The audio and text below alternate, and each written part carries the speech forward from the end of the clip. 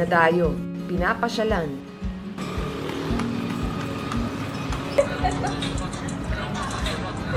pinag-iensayungan,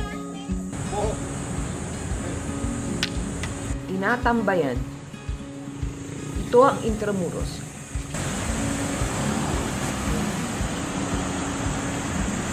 O walled city. Utang itinayo ng mga Kastila noong 1571. Hi! What do you know about Intramuros? What was this before?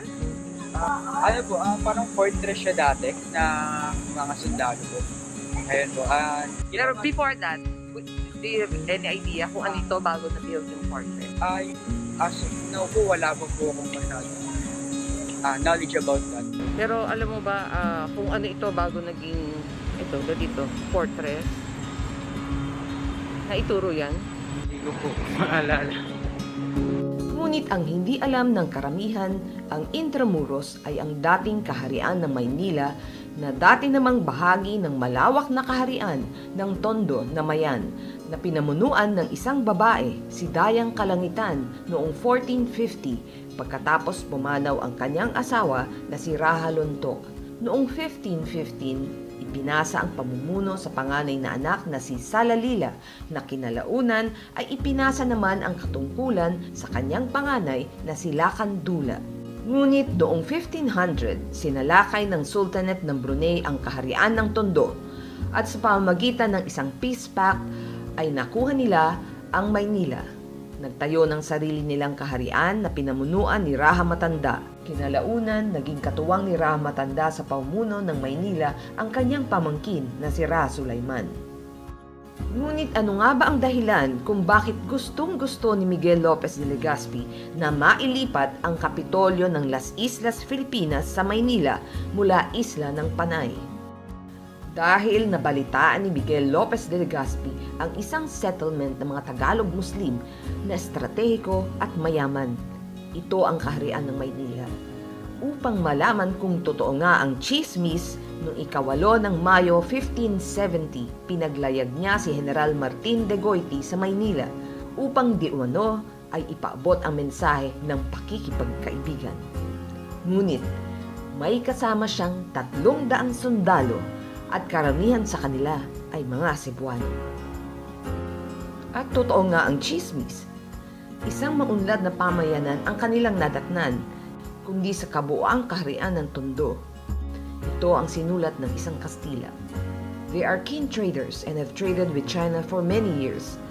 And before the advent of the Spaniards, they sailed to Maluco, Malacca, Hazin, Parani, Brunei, and other kingdoms.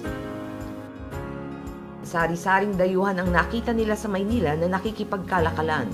Ito ang mga drawing na natagpuan sa isang libro na ang tawag ay Baxter Codex.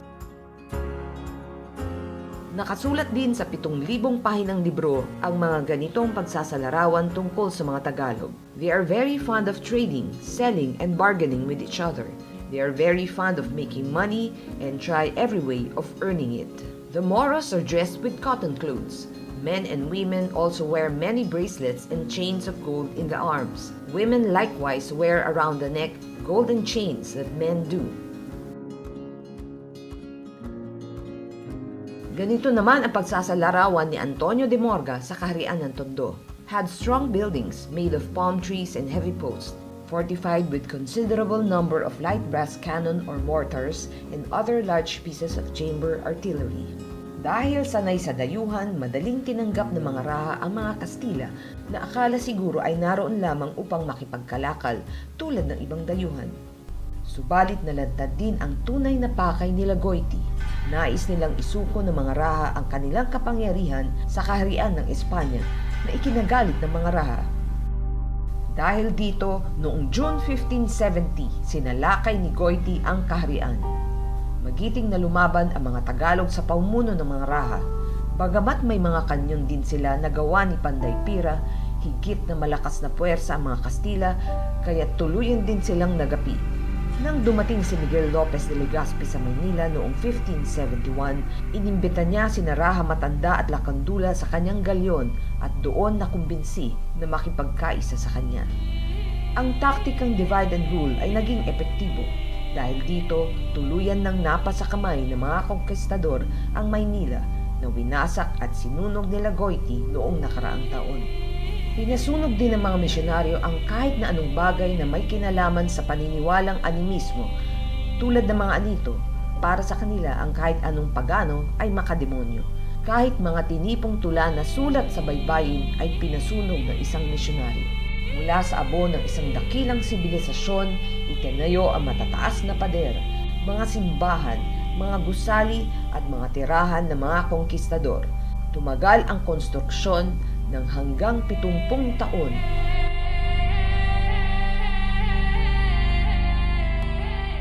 Mula sa dugo at pawis ng ating mga ninuno na ginawang mga alipin.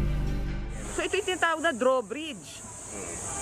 Sasara mo, tapos pag hindi nakasara, magiging tulay siya. Pag sinara, magiging bakante siya, magiging tubig, hindi makakatawid. Oo. Ang kadena niya nandito. Pag hinila ng mga alipin, sasarado.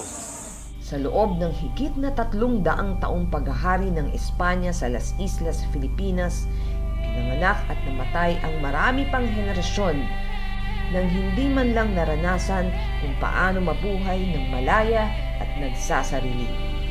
Sa sobrang lalim ng pagkakabaon ng kamalayang alipin sa ating pagkatao, kung kaya't siguro hanggang ngayon ay hindi natin kayang kumawala sa kuko ng dayuhan.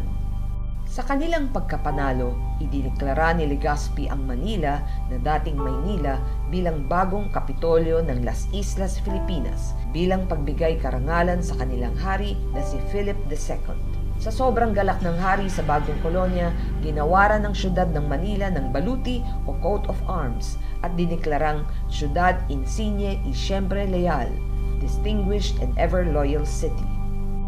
Mula noon, ang Las Islas Filipinas ang naging sentro ng imperyo ng Kastila sa East Indies at ang Intramuros ang sentro ng kanilang kapangyarihan. Ito po ang nagmula po yung arne sa katutubong mga martial artists po natin. Bago po dumating yung Kastila, sobrang naganda po kami sa sa pagiging player po nito. At hindi po kami magsisisi dahil doon. Marami pang mga kwento tungkol sa Intramuros ang laman ng mga kasunod na vlog, kaya't sana ay samahan niyo pa rin ako dito sa Lakbay Kasaysayan.